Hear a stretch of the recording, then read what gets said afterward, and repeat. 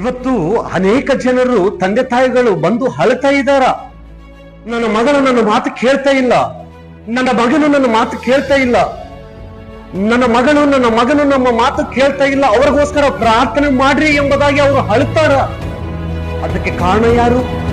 ನೀವು ಸರಿಯಾದ ಮಾರ್ಗವನ್ನು ಅವರಿಗೆ ತಿಳಿಯಪಡಿಸಲಿಲ್ಲ, ಸರಿಯಾದ ಮಾರ್ಗದಲ್ಲಿ ನಿಮ್ಮ ಮಕ್ಕಳನ್ನು ನೀವು ನಡೆಸಲಿಲ್ಲ. ಆದರೆ ದೇವರು ಹೇಳ್ತಾನೆ, ಅವರನ್ನು ಸರಿಯಾದ ಮಾರ್ಗದಲ್ಲಿ ನೀವು ನಡೆಸಿದ್ರೆ, ಒಬ್ಬ ತಾಯಿ, ಒಬ್ಬ ಮಗನು, ಒಬ್ಬ ಮಗಳು, ಒಬ್ಬ ತಂದೆ, ನಿಮಗೆ ಕೊಟ್ಟಿರತಕ್ಕಂಥ ದೇವರು ಮಕ್ಕಳನ್ನು ನಿಮಗೆ ಯಾಕೆ ಕೊಟ್ಟಿದ್ದಾನೆ?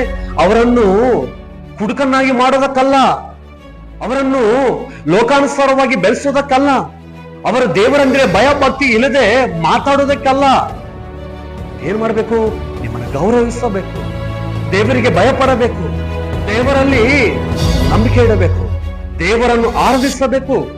ಆ ರೀತಿಯಾಗಿ ಬೆಳೆಸಬೇಕು ಎಂಬುದಾಗಿ ದೇವರ ವಾಕ್ಯ ಹೇಳುತ್ತದೆ.